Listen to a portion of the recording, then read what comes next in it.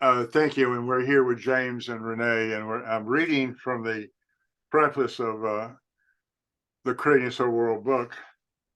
So what you'll find within the covers of this book is very familiar to those who belong to some sort of addiction recovery culture. And I meant to add the word we, Renee, that I'm no longer an I, I'm a we, which is so fundamental to the AA conversation. Okay, and in other words, Narcotics Anonymous, and all the others. This book is, in fact, my own attempt to write the big book of Creating a Civil World. Creating a Civil World is a fellowship of men and women who have come to the realization that our lives and our world are very sick and wrong. And rather than trying to change the world or even attempt to simply change ourselves, we have determined to set forth to destroy our individual self-centeredness and to separately and in concert with a host of others who have likewise been called to bring into being a whole new creation, a civil world. And that's what we're doing here. This is, you might say, a new creation. This is what the apostolic church of the first century was doing, a new creation. But unfortunately, what happened is the early Roman church began to just recreate the same old thing, putting Christianity in there as a part of the mix of that. And so what we're doing now is we are really bringing forth a new creation. Is what Frank Buckman had a sense of. This is not something new. 80 years ago, the first recovering alcoholics showed us how to do just this. They had themselves only recently escaped from the bondage of alcohol and the world of temperance, prohibition, moderation, power, pleasure, and meaning. By this new way of gathering, they created a whole new space in which people could live and prosper. This way of gathering had been bequeathed to them by the Oster group, whose founder had thought of his ministry as a return to the apostolic church of the first century. Ever since those first recovered alcoholics passed this way of gathering down to us, drug addicts, sex addicts, overeaters, gamblers, debtors, and many others have almost miraculously come to live in a whole new world, the world of sobriety. We believe that this space of gathering is a refuge for everyone. We do not offer it as some sort of replacement for the world that is fast crumbling all around us. The first alcoholics showed us how to will and to work in this dysfunctional world at the same time living our true lives in a new and blessedly sober world of recovery. So now we welcome you into Creating a Sober World. All that is required to prosper here is the willingness to be a responsible member by joining us and proclaiming our purpose. I am creating a sober world, one day at a time, by the grace of God and the fellowship of the saints in recovery. So Creating a Sober World is a purpose. And what it does, it takes away the need for meaning. There is no meaning in the world, but it's good to have a purpose. And I don't know if there's any other purpose that a person can have in this world that would, of course, my purpose in life is to worship Jesus Christ and to glorify him. But in terms of some kind of function in the world that I've been called to do, I am creating some world one day at a time by the grace of God and the fellowship of the saints in recovery. And I don't know what a sober world is, but I know I have a sense that that's what God has called me to create. I have a sense that's what Frank Buckman had in mind and what Bill Wilson had in mind. Anyway, I've talked enough, so I'll just stop right there and get any feedback you'd like to give to the reading of the preface. I'll let you go first, and we'll have James comment after that.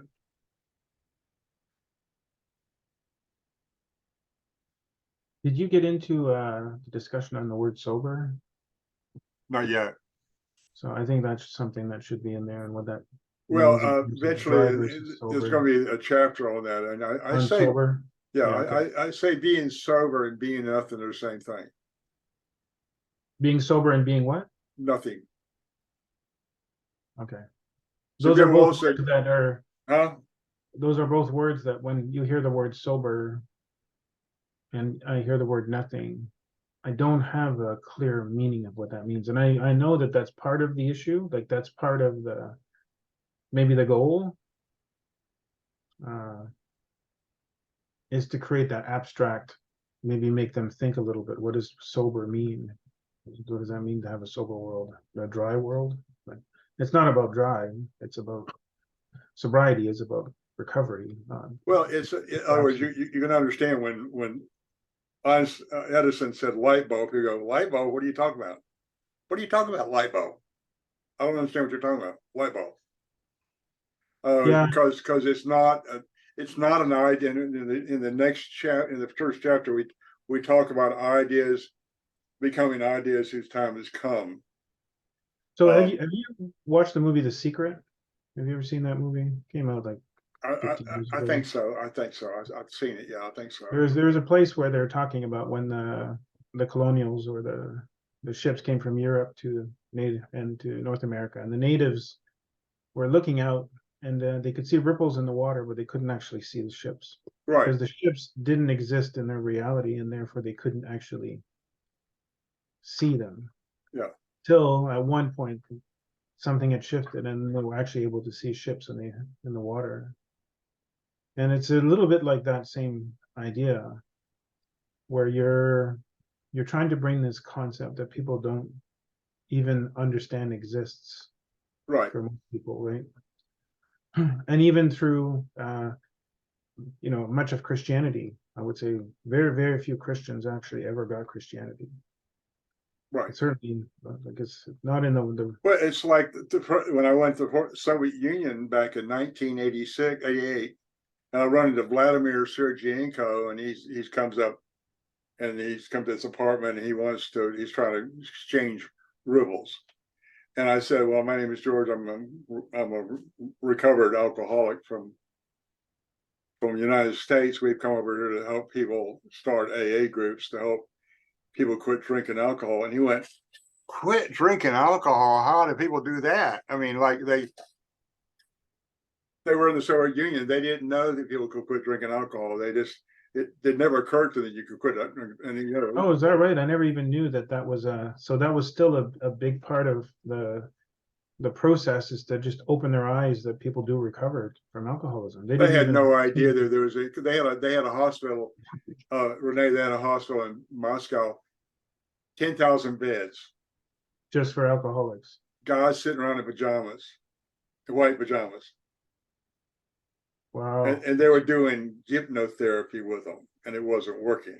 Yeah. Well, no, I mean, honestly, in Russia has definitely got a really strong drinking culture, so I can see that. Well, and the thing about it is when alcohol came to Russia with the Saint Cyril, when Saint Cyril came up there from Greece, also what came up from Greece was the Arabs had invented the techniques for distilling harder liquors than what had been distilled before. So that made it into that area, and the Slavic people lacked the ability to, many of them genetically lacked the ability to process acetaldehyde, which is one of the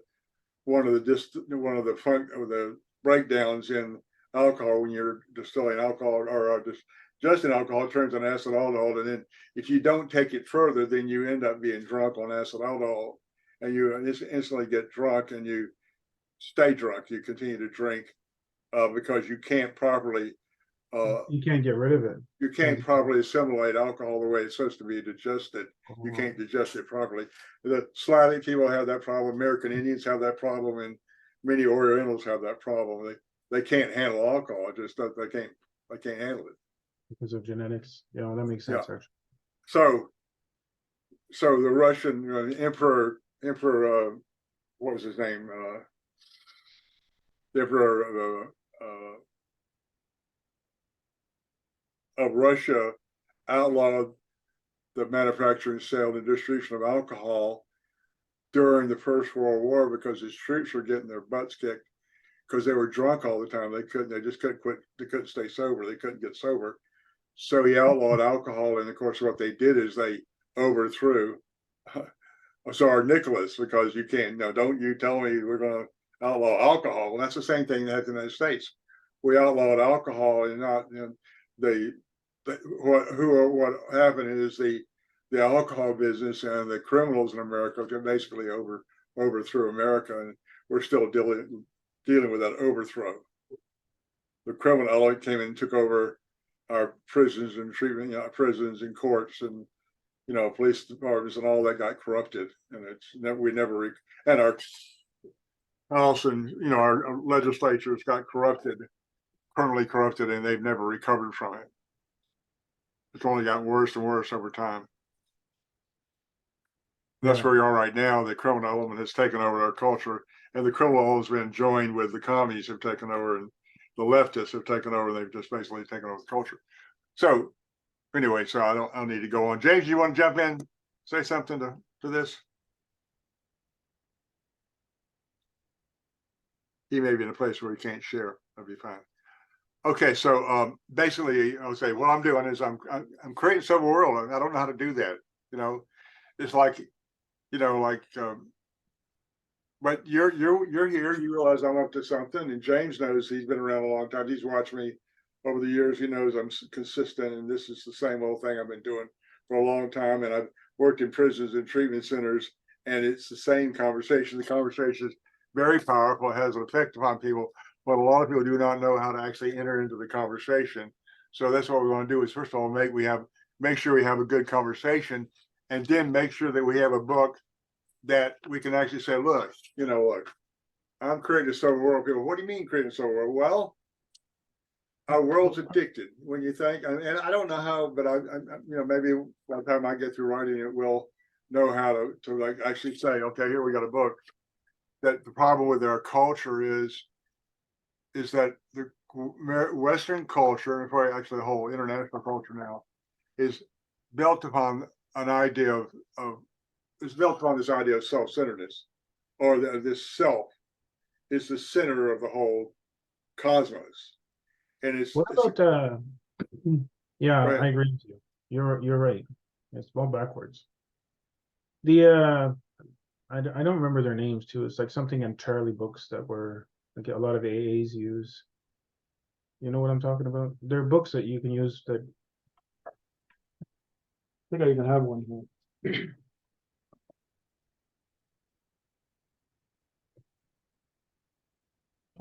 Yeah, Joe McHugh.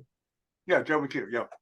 So Joe McHugh, and so it almost seems like is the goal to do something like what he did, where you're actually helping people work their existing programs and really kind of more clearly define what sobriety, like what a live sober world looks like for them, or like is that what you're sort of, or do you really just you're moving one step at a time and you're not really even sure where the end result is, or?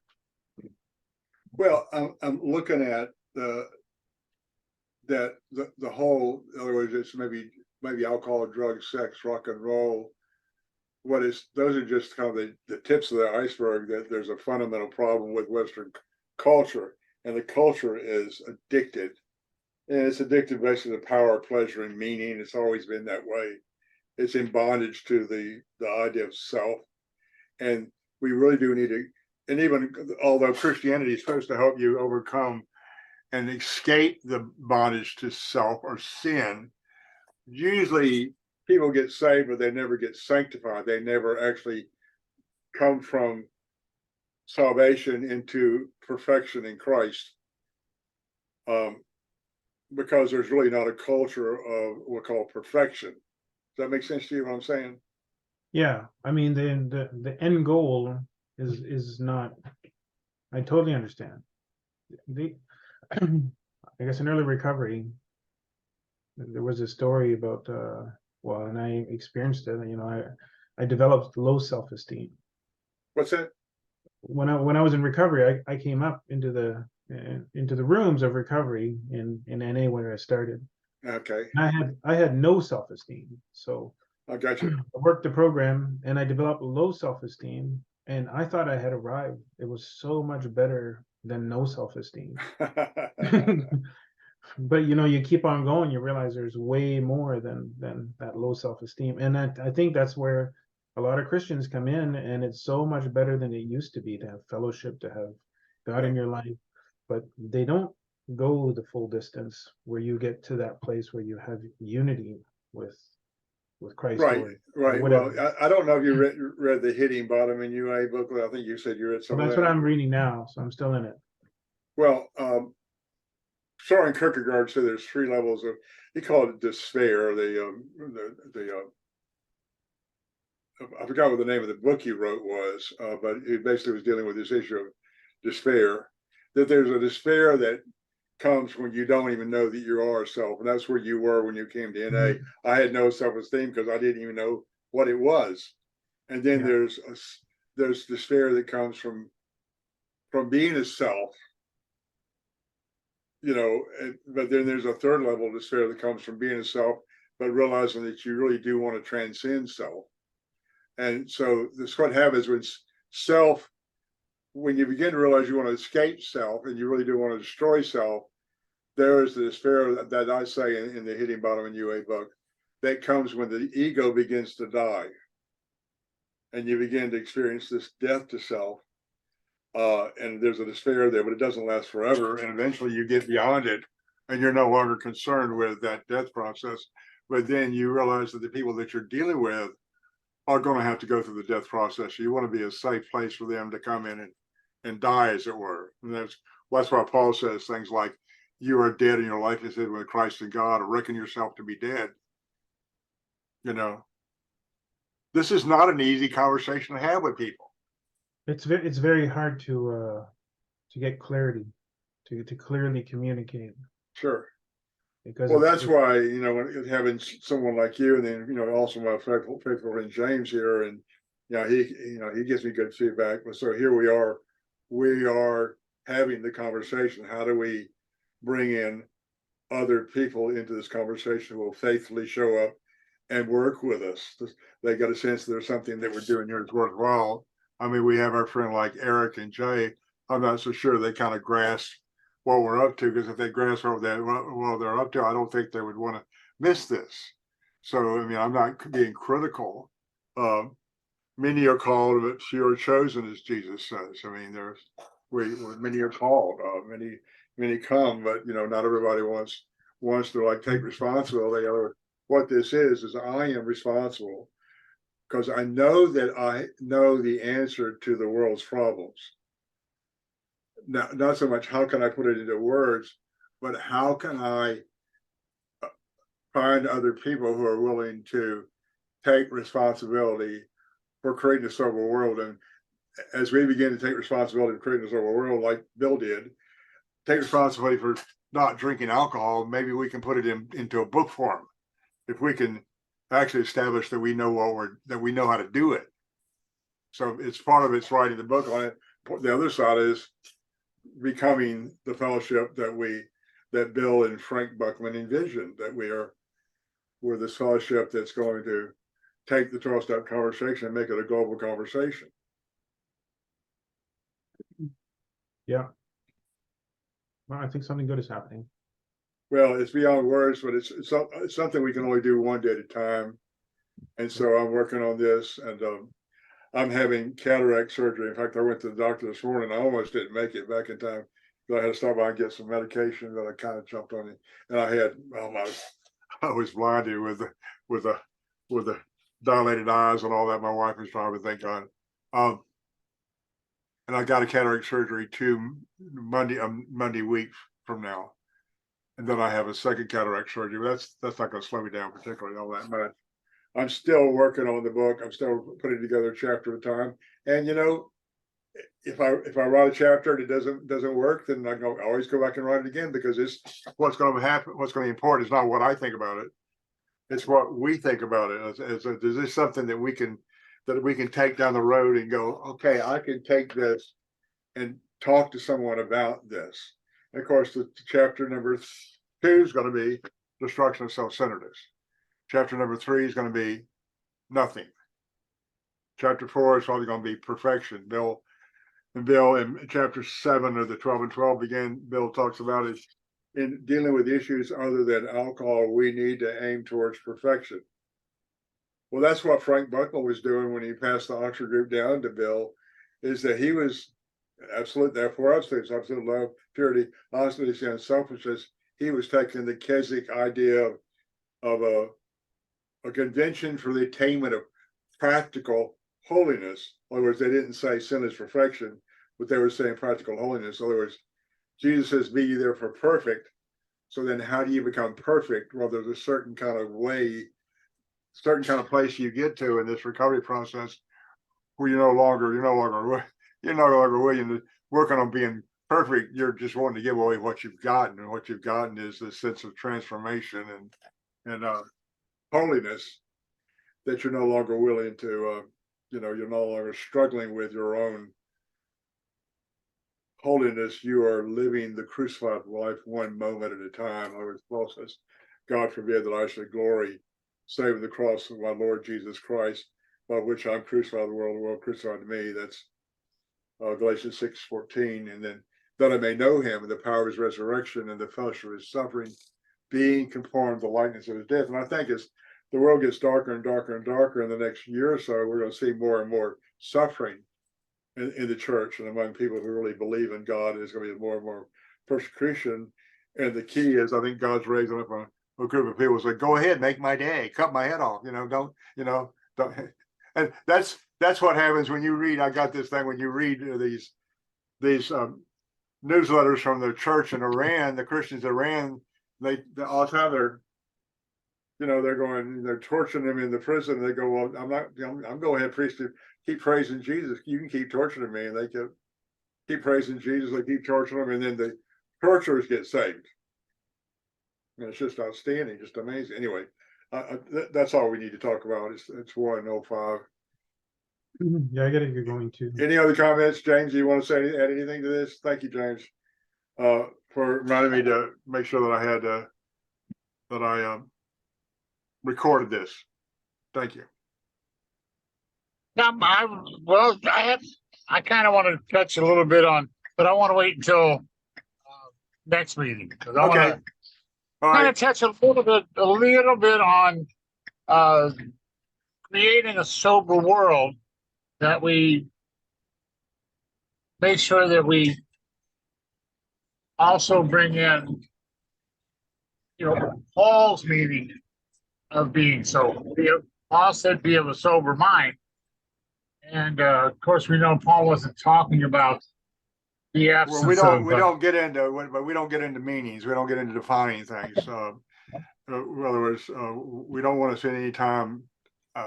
I will talk about a new creation. Anyone's in Christ is a new creation. All things have passed away because all things come. So we are a new creation. So, but you don't want to like fit it too much into a certain kind of process. We want to let the word work in us and work through us, James. Okay. Okay. Yeah. Let's close it up. God, thank you for allowing us to feel more than enough, prosperous, and getting a great abundant eternal today. Good job, Renee and James and George. I'm proud of us. And that's more God's success than ours. So bless you.